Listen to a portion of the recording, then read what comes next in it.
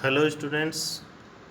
आज हम मराठों के एक महान सेनानायक महादजी सिंधिया के बारे में अध्ययन करेंगे। देखो, मराठा शक्ति के विस्तार में मराठों के 4 प्रमुख सेनानायक या सूबेदारों का महत्वपूर्ण योगदान रहा, जिसमें एक थे सिंधिया, एक थे होलकर, एक भोंसले और एक गायकवाड़।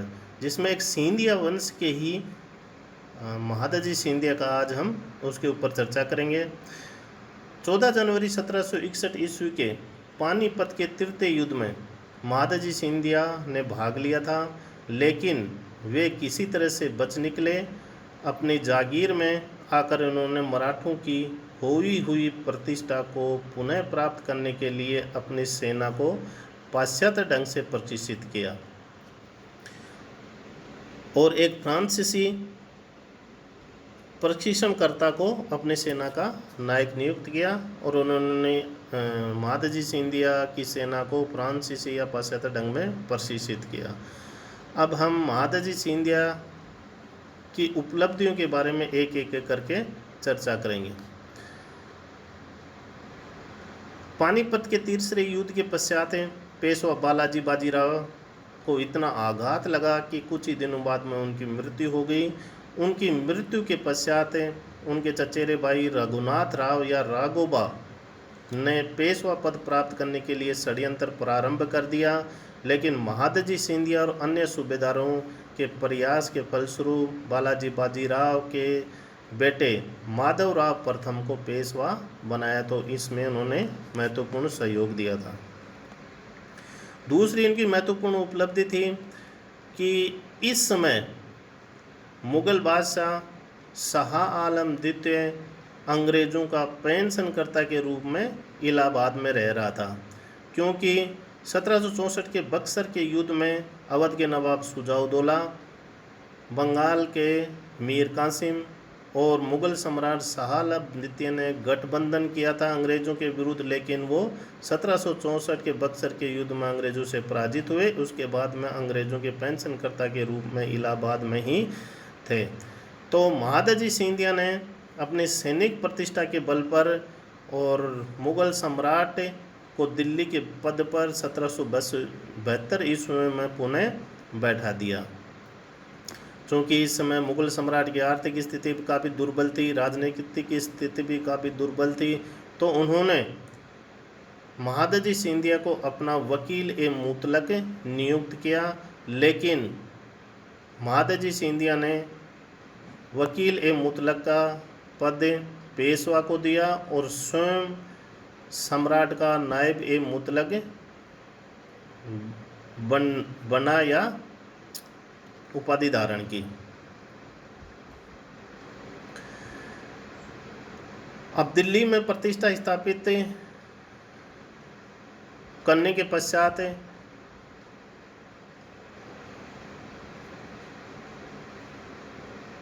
उसी समय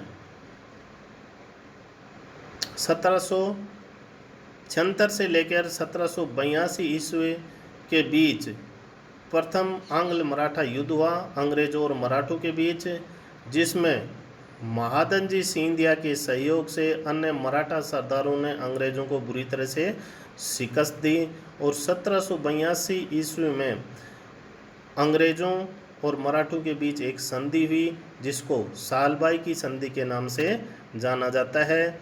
और इस संधि के पश्चात मराठों ने अपने पानीपत के तृतीय युद्ध में खोई हुई प्रतिष्ठा को पुनः प्राप्त किया और आगे अपने शक्ति का विस्तार किया। इस संधि के पश्चात अंग्रेज़ों और मराठों के बीच कुछ समय के लिए शांति रही, तो मराठों को दक्षिण भारत में मैसूर की शक्ति को दबाने का अवसर मिल गया। दूसरी ओर महादजी सिंधिया के नेतृत्व में उत्तरी भारत में और दिल्ली पर अपना नियंत्रण स्थापित करने का मौका मिला और उन्होंने इस मौके का भरपूर फायदा उठाया। चौथी उपलब्धि के बारे में चर्चा करें तो उनका राजपूतों के साथ अनेक युद्ध हुए, जिसमें पहला युद्ध हुआ तुंगा का युद्ध, जो कि 28 जुलाई 1787 ईस्वी में महादजी सिंधिया और जयपुर के शासक सवाई प्रताप सिंह जोधपुर के शासक के गठबंधन के विरुद्ध लड़ा गया, लेकिन इन दोनों की सेना को महादजी सिंधिया पराजित नहीं कर पाए और पीछे लौट पड़े। उसके पश्चात कुछ समय पश्चात 1790 ईस्वी में राजपूतों और महादजी सिंधिया के बीच पाटन का युद्ध हुआ, जिसमें महादजी सिंधिया विजयी रहे। 1790 ईस्वी में ही मेड़ता का युद्ध हुआ जोधपुर के शासक के विरुद्ध महादजी सिंधिया का, इसमें महादजी सिंधिया विजित हुए। इस प्रकार संपूर्ण राजपूताना क्षेत्र पर भी महादजी सिंधिया ने अपनी राजनीतिक प्रतिष्ठा स्थापित की। तुंगा के युद्ध में जयपुर के शासक और जोधपुर के शासक से महादजी सिंधिया की पराजय हुई, तो मुगल सम्राट के दरबार में एक गुलाम कादिर नाम का एक पठान था, जिन्होंने मुगल सम्राट पर नियंत्रण स्थापित करने का प्रयास किया और मुगल सम्राट को अंधा कर दिया।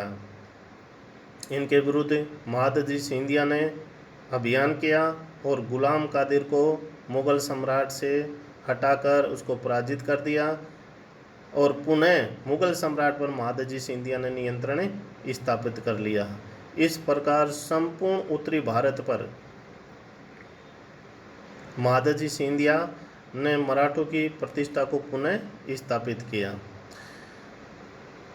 उत्तरी भारत पर प्रतिष्ठा स्थापित करने के बाद 12 वर्ष पश्चात महादजी सिंधिया पूना की ओर चल पड़े, लेकिन इस समय पूना के दरबार में नाना फडणवीस नामक एक अन्य महान सूबेदार का नियंत्रण था। तो नाना फडणवीस महादजी सिंधिया के प्रति संदेह करने लगे कि उत्तरी भारत की तरह ही मराठा क्षेत्र पर भी ये अपनी प्रतिष्ठा स्थापित करने का प्रयास करेंगे, लेकिन महादजी सिंधिया ऐसा कुछ करना नहीं चाहते थे। नाना फडणवीस के संदेह को दूर करने का भी प्रयास किया, लेकिन नाना जी का संदेह दूर नहीं हुआ और कुछ समय पश्चात 12 फरवरी 1794 ईस्वी को इस महान सेना नायक की मृत्यु हो गई। महादजी सिंधिया ने पानीपत के युद्ध में मराठों की खोई हुई प्रतिष्ठा को पुनः स्थापित करने का प्रयास किया, विशेष तौर से उत्तरी भारत में मुगल सम्राट शाह आलम द्वितीय पर नियंत्रण स्थापित करके। Thank you.